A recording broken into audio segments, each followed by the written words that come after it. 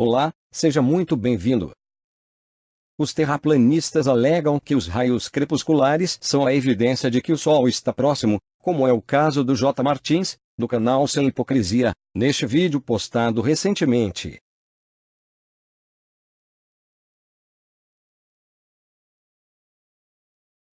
Os raios aparentam ser divergentes, mas trata-se apenas de um efeito de perspectiva. Sim, a mesma perspectiva que os terraplanistas tanto falam, e que na maioria das vezes usam de forma equivocada. O efeito óptico que faz com que os trilhos paralelos de uma ferrovia pareçam convergir para um ponto, é o mesmo efeito óptico que também faz com que raios solares pareçam convergir para um ponto. Dizer que os raios crepusculares são convergentes simplesmente porque você os vê assim, é a mesma coisa que dizer que os trilhos das linhas de trem também são convergentes porque você também os vê assim. É a mesma lógica, o mesmo raciocínio. É claro que saber que os trilhos são de fato paralelos não significa que os raios solares também sejam. Por outro lado, também não se pode afirmar que os raios solares não são paralelos baseado apenas no aspecto visual. Aqui temos uma reprodução computacional de raios paralelos sendo vistos como raios convergentes devido ao efeito da perspectiva.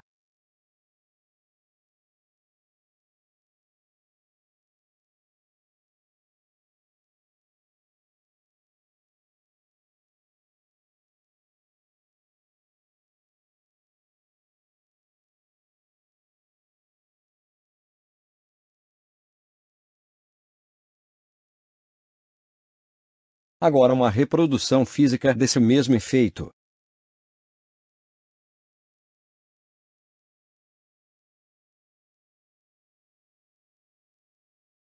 Dizer que raios solares paralelos deveriam ser vistos dessa forma, é ignorar por completo o efeito da perspectiva, o mesmo efeito que faz com que os objetos pareçam menores conforme se afastam.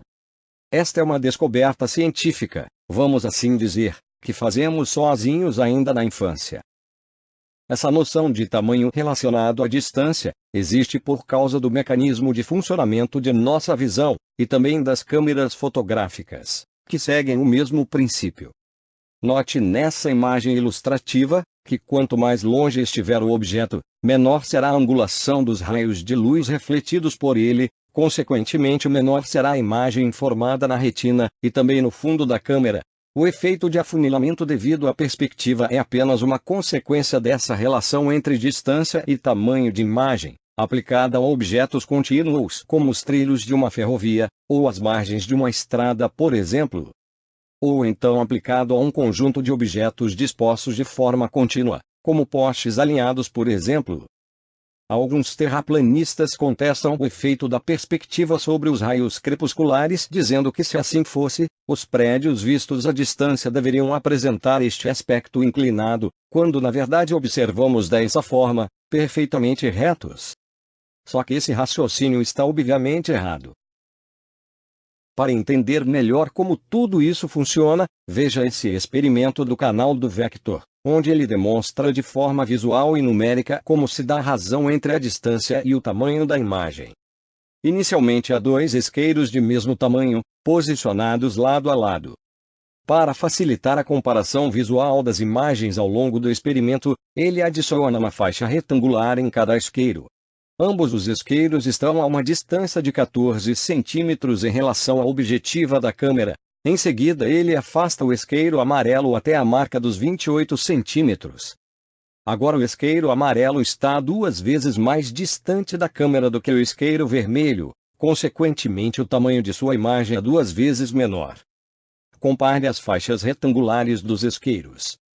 Na sequência ele coloca o isqueiro amarelo a 56 centímetros, ou seja, 4 vezes mais distante que o isqueiro vermelho, mantido da marca dos 14 centímetros. Agora a imagem do isqueiro amarelo é 4 vezes menor que a imagem do isqueiro vermelho. Percebam o padrão.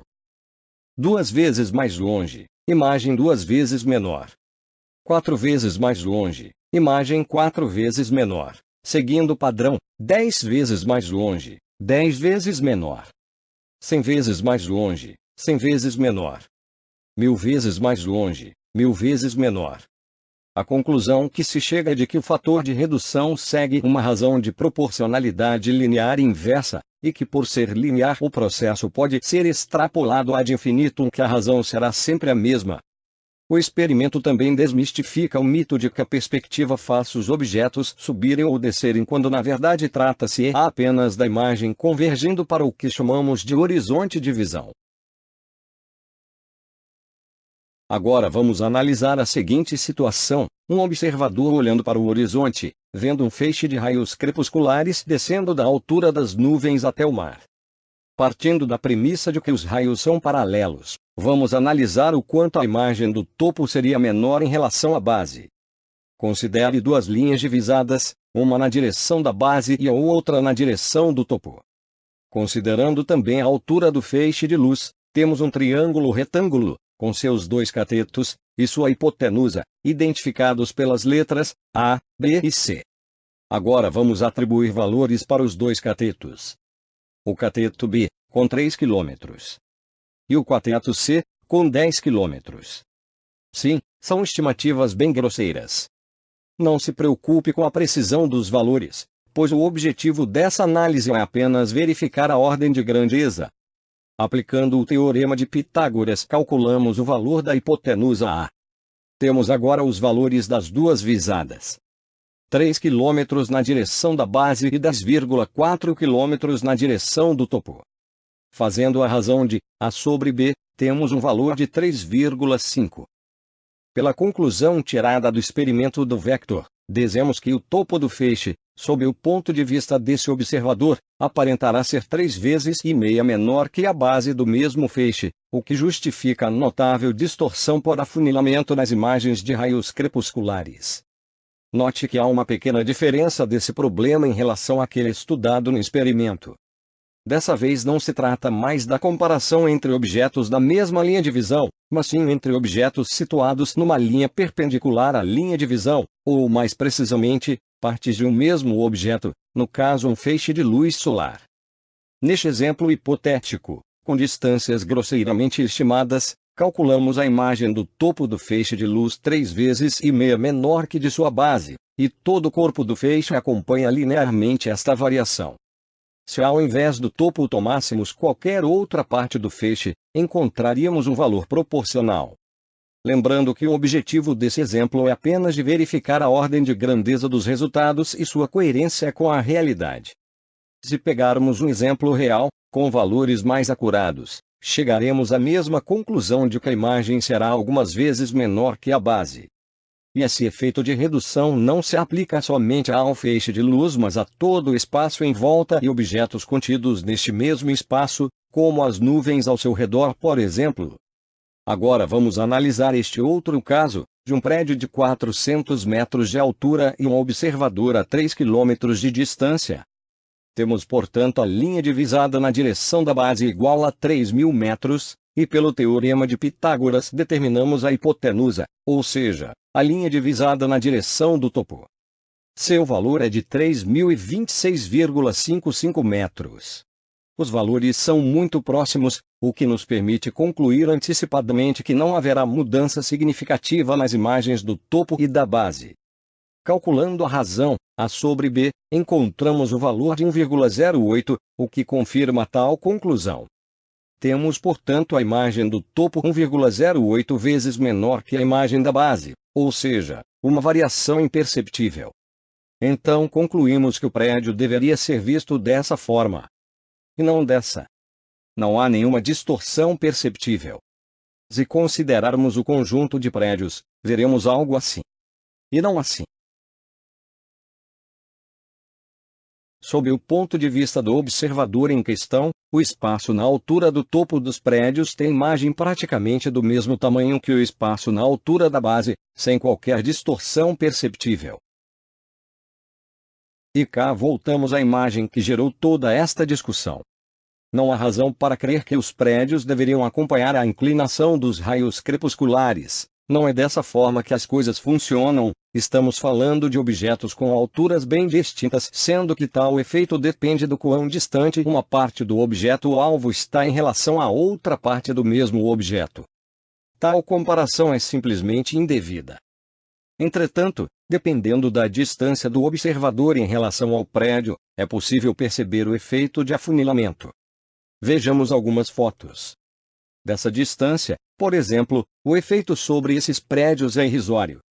Com uma tomada mais próxima dos mesmos prédios já é possível perceber uma leve distorção. Agora temos um caso mais perceptível.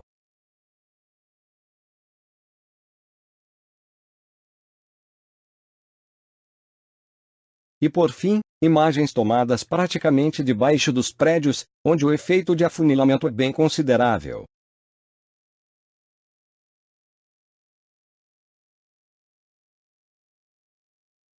E aqui chegamos no padrão. Para este tipo de análise na vertical, quanto mais próximo estiver o observador do objeto, maior será a razão, A sobre B, e portanto maior será o efeito.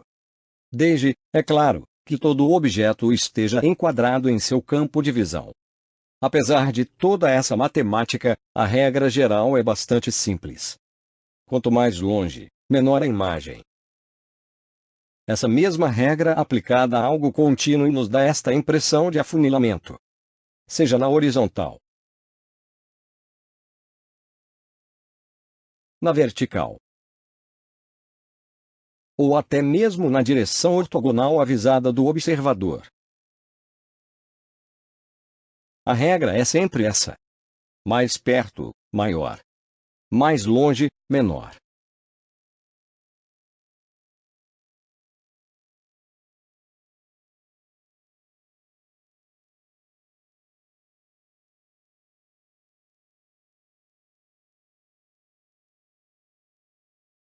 O mesmo vale para os raios anticrepusculares. Mais perto, maior; mais longe, menor. Ah, claro. Obviamente não se deve acreditar que esses raios estejam surgindo do chão, mas sim de algum lugar muito distante e alto. Aqui podemos ver raios crepusculares e anticrepusculares numa mesma imagem. A regra se mantém a mesma. Veja nessa imagem a distorção ocorrendo em todas as direções possíveis, na horizontal e na vertical. Experimente aplicar tal regra em todos os casos e verá que sempre dá certo. E para finalizar essa discussão, mais um experimento, dessa vez do canal do Posterex.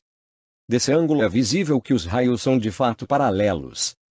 Desse outro ângulo, a parte dos feixes que surge entre os dedos está consideravelmente mais distante da câmera do que todo o resto, gerando o efeito do afunilamento. Além disso, se usássemos a lógica terraplanista, concluiríamos que o Sol está logo ali, no quintal da casa dele. Creio que essas informações sejam mais do que suficientes para concluirmos que raios solares paralelos devem necessariamente apresentar esse aspecto, devido ao efeito da perspectiva, e que jamais poderiam ser vistos dessa forma.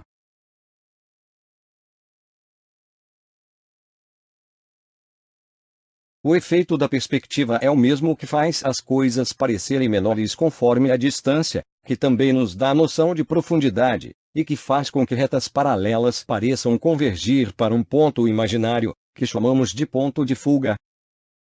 Não é um efeito seletivo, não funciona apenas na direção do horizonte, mas sim em todas as direções possíveis. Obrigado por assistir.